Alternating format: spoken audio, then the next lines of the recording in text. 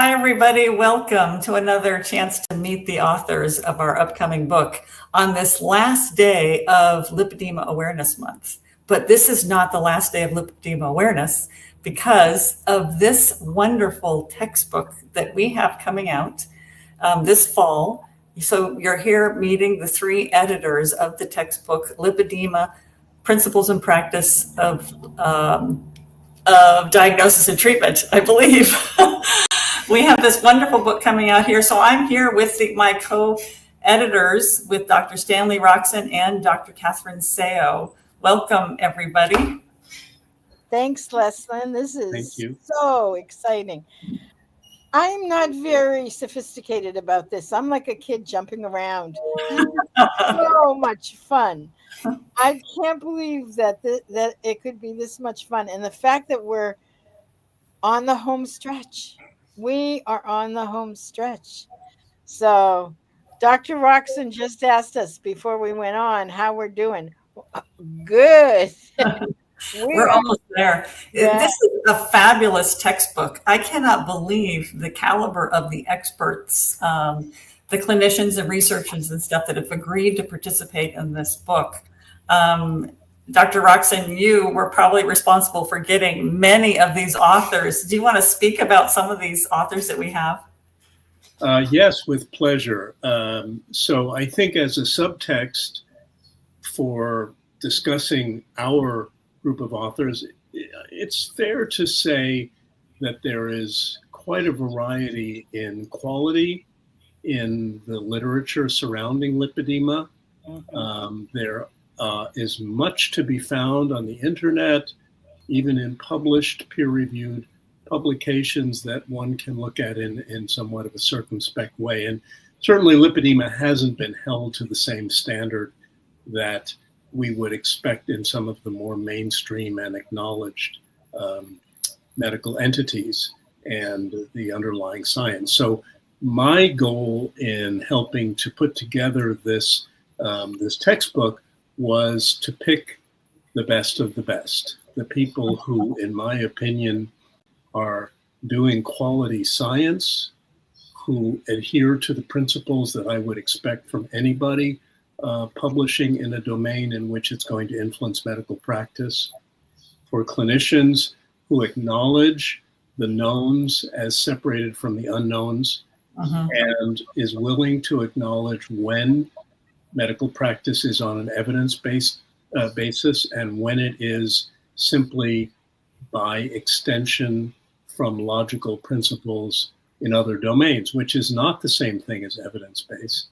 But in the absence of an evidence base, sometimes we have to act in real time. So among the many authors that we have that could be trumpeted in this particular volume, I want to specifically call out three groups of investigators that have been working on the genetics of lipedema, and that would include the group from St. George's Hospital, City University in London, headed by Dr. Pia Ostergaard. I also want to call out the team of Tara Karnezis and Ramin Cheyenne in Melbourne, who have done superb work in this genetics field, and also the laboratory of Dr. Sandro Michelini, who's a world leader in lipedema based in Rome.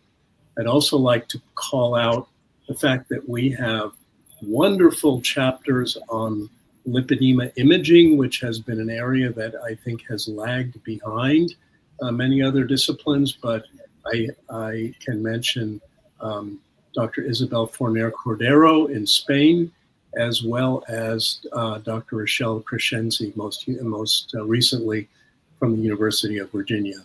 The list is long, but I think as a starting point, I would like to mention those individuals. I'd also like to point out one of the concepts that I had early on in the development of this volume, which was to specifically focus upon the differential diagnosis of lipedema. Because as we all know, the distinction between lymphedema and lipedema can sometimes be subtle, and the treatment implications do vary as well as the prognosis.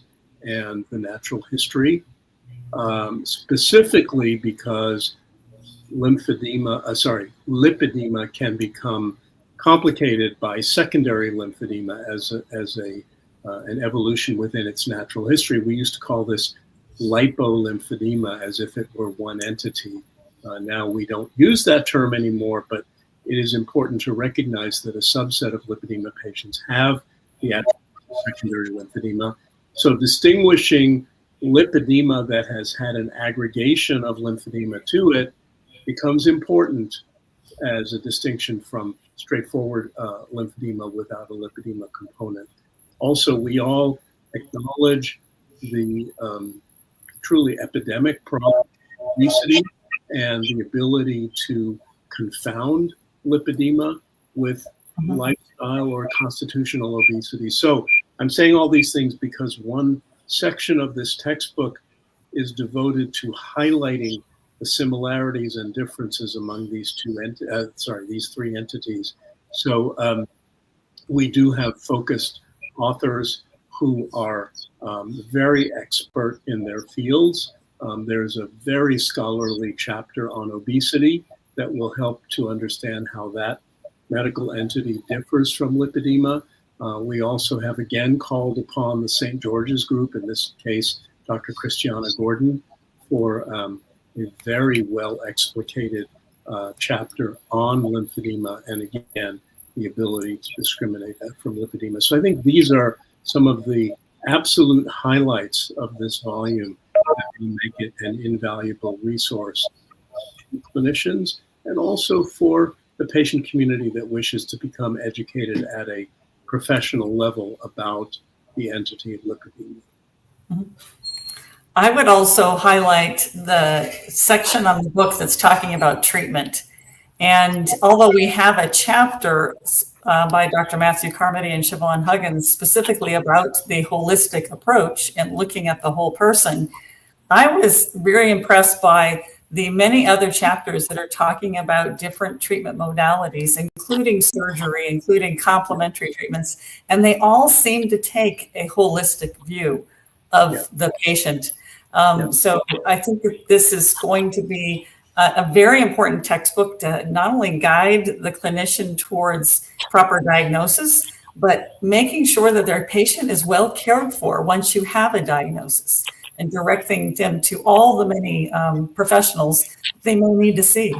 Yes, I'm glad you singled out the surgery piece, which I didn't quite get to yet. Mm-hmm. I feel that this is one of the murkiest areas in lipedema therapeutics. Clearly, in many ways, certainly here in the United States, it has become a little bit of a cash cow. It's difficult to discern what is the appropriate path for a patient to take on, again, evidence-based and conservatively appropriate bases. And the chapters that we have really delineated the ways in which surgical evaluation can be undertaken in a thoughtful and, again, appropriately conservative manner in order to render the appropriate care, because it's so important to understand that surgical intervention for lipedema is highly useful, but it is symptom palliative and it does not address the underlying disease. And so clearing up the misconception about what surgery can and cannot accomplish and in whom it should be considered and under which contexts, I think is a very, very important subject as well. Mm-hmm. I would add that one of the things I love about the book is that, number one, it's written from a scientific basis, as Dr. Rockson said, and is for clinicians, but it's equally accessible for patients. The writing and the explanations and the in-depth that each of the authors go through, it's understandable and it's accessible. And that was really a bonus. Mm-hmm. Absolutely. It is available right now for pre-order on Amazon. So hopefully we can put that link down below. But Catherine, I would love for you also to talk a little bit about our event that is happening this September 26, 27, 28, a virtual event, as another opportunity to meet all the authors. That's the whole 3 days is going to be authors of this chapters on this textbook. And so Dr. Rockson will be there, as well as myself and Dr. Seo. But Catherine, can you speak a little bit more about the event? I know I can see you're typing in the link for the Amazon right now. I am typing in the link to get the book. So I got to do one thing at a time. But I'm happy to talk about the event as well. Because, nope, I got to get this. So let me just say one more thing about the event, that the foreword to our book was written by Dr. William, is he doctor? William No, Rapici. Mr. Okay. I see him as a doctor. He's from William Rapici from the Lymphatic Education and Research Network. And it's I think it's like bookends, because Bill wrote the foreword, and Stan, you wrote the final chapter, Looking Forward with Lipedema. And I thought that this was a nice way to start and end the book. So check that out too, that this text has everything. So I'm hoping that also Bill will be available to present at our September event as well. Catherine, do you have the link set? I do, but here's the thing. The Amazon links go on forever. Yes. And what I did is I put the title of the book in the chat. Just go to Amazon, put the title of the book, and it comes up for pre-order. We've had wonderful pre-orders. Yes. And I want to talk now a little bit about the Congress. This is number, I forget, 11, 12, something like that. We've been doing them for quite a long time. And over time, what's happened is they have evolved, because we find that one of the things that everyone appreciates the most is being able to have ongoing conversations with other people in the community.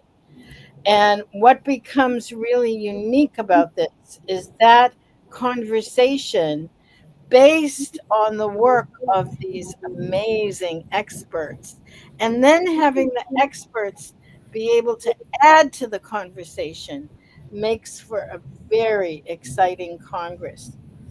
And today is the last day. I'm going to go get the link. I should have. Today is the last day to have that incredibly low price for the weekend, only $57 for that virtual Congress. And it's only available at that price during Lipedema Awareness Month. As we said at the start, this is the last day. So be sure and sign up today. I think Catherine's just got that link up for you. This is an easier link. Yes. learn.lipedema-simplified.org/lipedema-lymphedema-event. Okay, when you say it, it doesn't sound so short. I know, but it's short. You can see it. Anyway, as Leslyn said, today's the last day. So what we wanted, Lipedema Awareness Month is a time where we really focus on supporting knowledge and awareness in the community. And so it's 90% off the price of the Congress. So, and it goes up tomorrow. It still will be, it's not all the way to the top yet, because we raise the price as the time goes. So we have 3 months until it happens. And the authors will be presenting pieces of their research. So not only what's in the book, but a little bit beyond that, which I think is especially exciting. Maybe it will help for me to put into perspective that to attend a 3-day medical congress with professionals of this caliber, if one were to do that as a clinician, the registration price would probably start at $500 and go almost to $1,000. So this, even at full price and even at the last minute, it's really a bargain if you consider who's going to be presenting Yes. this particular event. And I always, Dr. Roxon, I need to do a shout out to you. You have been a pioneer in this whole area about lymphatics. And as I wander and journey and understand more and more of the complexities of the lymph system, what it does, what it doesn't do, what happens, it's almost like, how on earth did no one get on this bandwagon? But then you did. And, not only it feels so appropriate that you're leading the charge for this, first really textbook, which will hopefully become a seminal work, but that you have for years gone up against so much explaining and really being the advocate for a part of our bodies that has been grossly neglected, which is why we have lymphedema and lipedema. And also just acknowledging lipedema is amazing. I mean, I can't say enough wonderful things about Well, let me say something very optimistic that's also very timely. I think some of your listeners know that I am co-chairing the National Commission on Lymphatic Diseases, and we've been working pretty tirelessly over the last 18 months. We've had quarterly meetings in which we've convened a variety of very important key informants. We've had key informant sessions outside of that. We've had town halls and lots of discussion. But what I want to say that's very exciting to me is I just finished my final edit on our final report. And we are going to be presenting this to the director of the National Heart, Lung, and Blood Institute at our September meeting.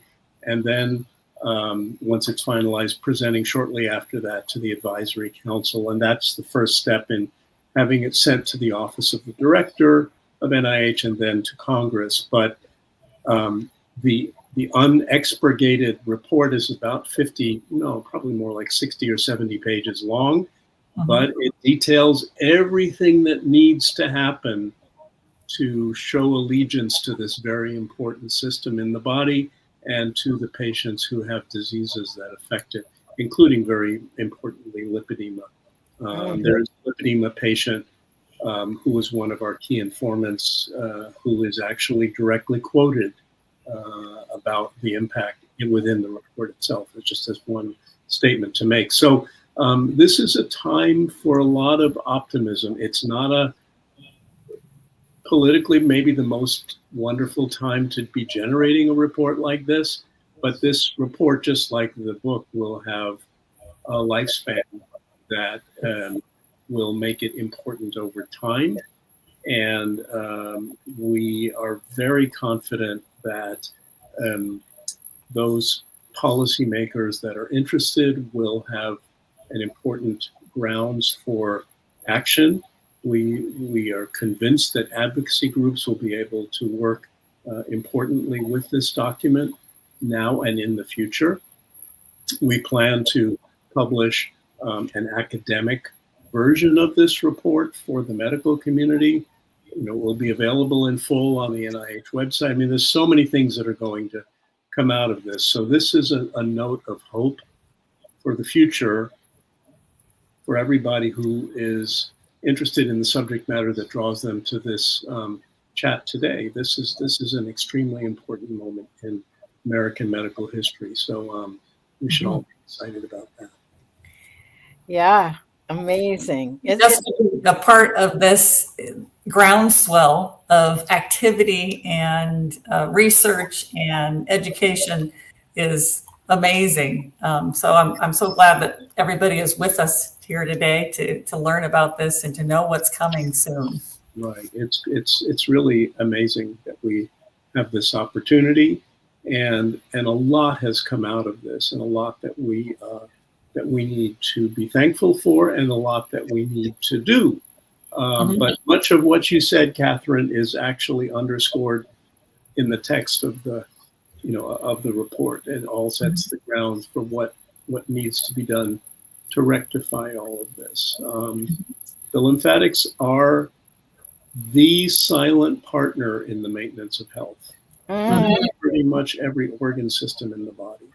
And as you say, it's remarkably paradoxical that everybody ignored it for so long, but times are changing, and the next decade promises to hold some really, really exciting developments.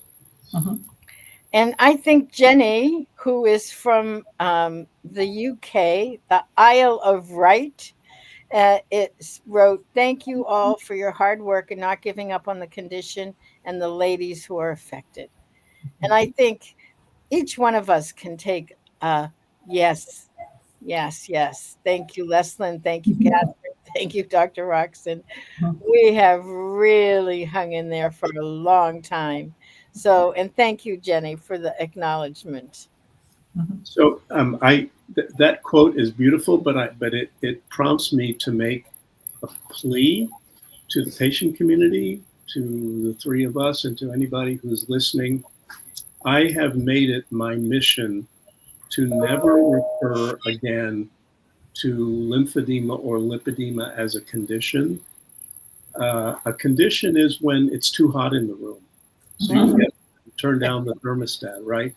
Yes. Lipedema is a disease, just like asthma is a disease. Asthma is not a condition. A condition, using the word condition, which I think is very well intentioned, but it trivializes what it means to have this. It takes it out of the realm of importance into something that can be dealt with in a neglectful way. So my mission is, and I went through the document for the NCLD and basically took out disorder and condition every time it appeared and replaced it with disease, because I think that, a disease means that health is no longer present in that specific domain. And that's exactly what is the case with lipedema or lymphedema or any of the lymphatic diseases. So we need to get doctors on board and have them know that this is not just a condition. This is a disease that merits their full attention. Yeah. and that makes me want to go back through our textbook and make sure that there's no. I know. I had the same thought. We need to do a global search and make sure. That would be easy. That'll be easy to do. I tried to strike it out wherever I found it, but I mean, and we have 30, I think, different experts contributing to this book. So, and coming from not always in the same aligned view, there's a variety of viewpoints on here. And so I think it makes it all the more rich. But I do think that is a very important point that you just made, Stan. And so we'll make it our mission as well to do that. Thank you, everybody, for being here today. And I hope you go right out to pre-order the book, sign up for the Congress, and we want to keep talking to everybody about this. Thank you so much for being here. And thank you.